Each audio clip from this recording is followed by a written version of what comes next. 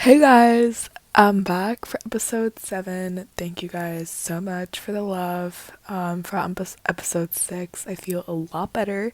Today, we're back with a very interesting topic.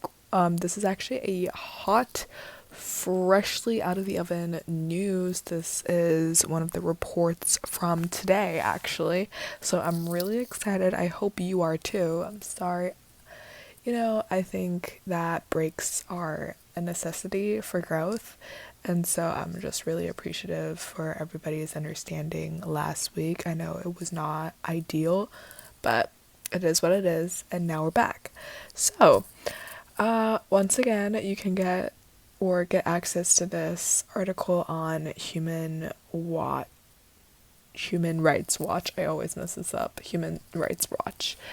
And sorry, you do not want to see my tissues up there. You just don't want to. I know you don't. So, today we're going to be talking about Hungary and the media curbs harm rule of law. So, basically, under the headline, it says EU action needed to tackle declining press freedom, pluralism. So, the photo on the cover page basically said or illustrates a man holding a banner showing the eyes of the Hungarian Prime Minister Viktor Orban during a protest against the government's alleged use of powerful spyware to spy on critical journalists, politicians, and business leaders. Oh, oh. Wait a minute, guys. That's really cool. The symbolisms are crazy. So you can see all the eyes and basically a lot of surveillance going on. That's really cool. The article has a couple bullet points. So I guess these are the issues that the article is trying to point out. The Hungarian government's interference with media freedom obstructs journalists from holding the authorities to account and keep the public from accessing information. The government's increased control over the media market is linked to its border assault on rule of law in Hungary, including undermining judicial independence. The EU needs to organize the attack on media as part of government's erosion of rule of law and take action to address it, including under Article 7 of EU Treaty. Before we hear what I have to say, let's listen to what Hugh Williamson has to say. So he says that the clear objective of hollowing out media freedom is to prevent the public from knowing what the government is doing or holding it to account. So basically, what I've gathered from this article is that the Hungarian government is seizing control of media freedom and which has allowed pro-government outlets to dominate by exerting direct political control.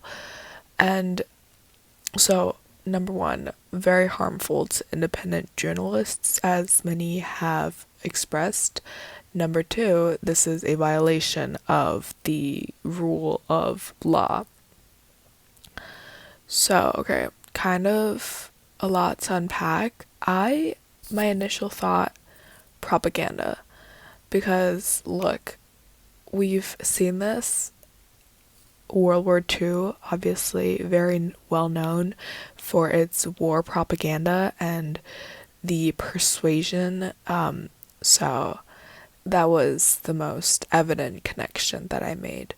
Because a lot of the time, isn't that interesting? You could just see so many redundancies within history. It is constantly repeating itself. And while there is forward motion, we are who we are, and there are just so many similarities binding us to our previous selves. I find that so interesting.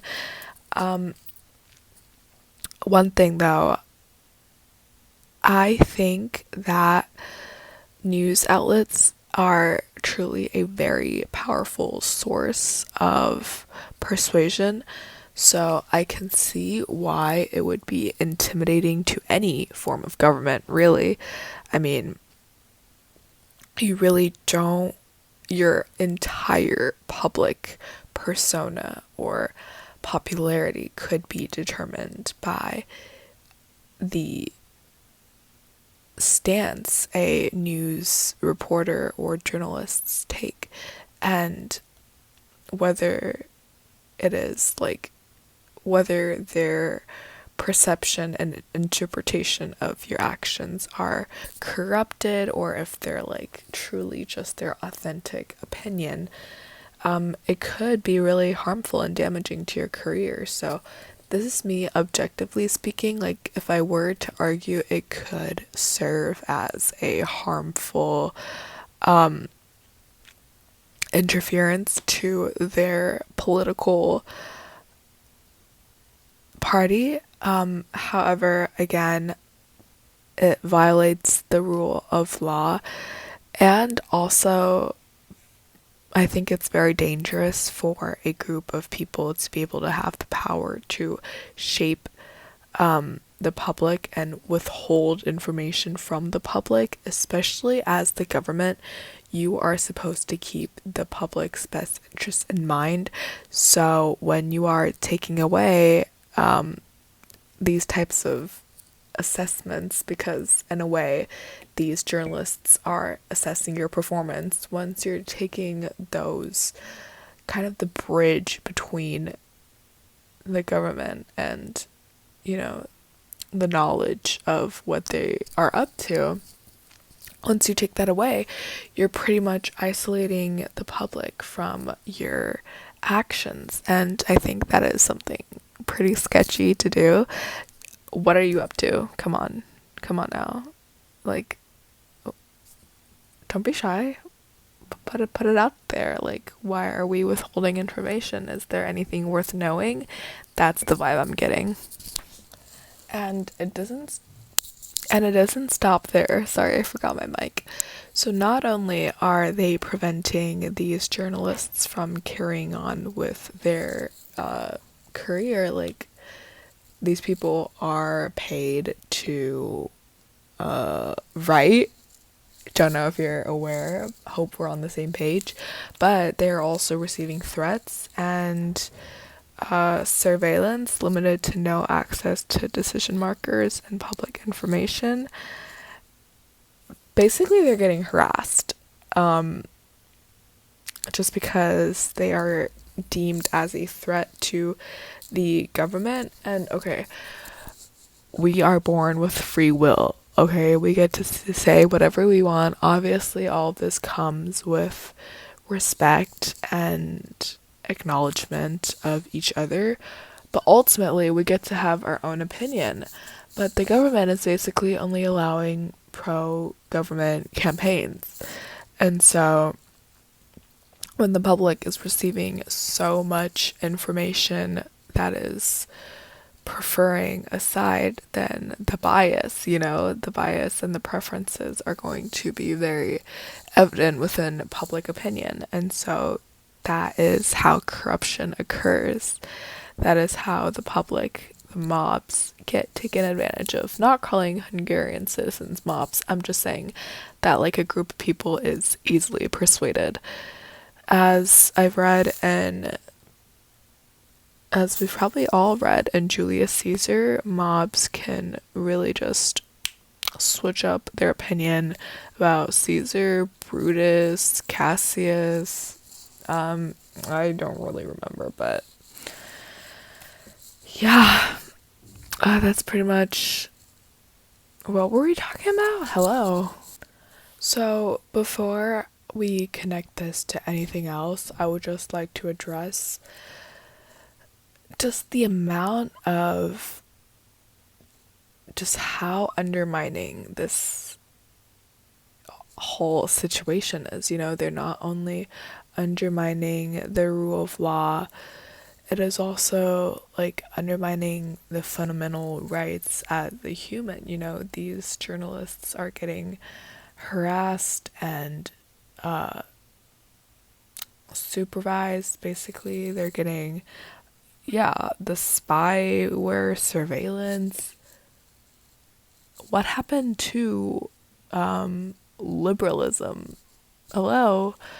Uh, Again, I'm trying to be as objective as possible, so I'm going to say no judgment because each government has their own way of functioning. But guys, let's be aware when corruption is occurring. Okay, let's not get blindly taken advantage of. This is corruption. This is the government trying to put something into your head and trying to make you believe something. It doesn't necessarily have to be false. It could just be reinforcing a point, but still, it is the government manipulating outlets to, in a sense, brainwash you. It's not right. It's unethical. And, I really just feel bad about, I really feel bad towards the journalists because they're losing access to basically their career. They don't have access to public data. And so that, and just like other information that should be publicly shared with. That just goes to show how their living quality has been greatly decreased because obviously your career is a major component, aspect, factor of your personal life. And so when you're when that portion of your lifestyle has been restricted, then I think it would be really damaging to all of the individuals, their let alone the companies or their agents that they sign with.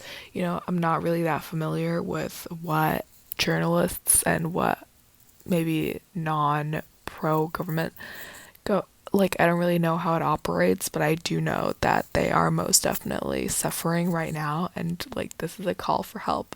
EU needs to step in and be like, hey, this is not okay. Let them have their free will. I find that when I get really excited, I tend to go really up close. Is that annoying for you guys? I'm sorry. I was going on an entire tantrum. I apologize. But now that's connected to you. What about you?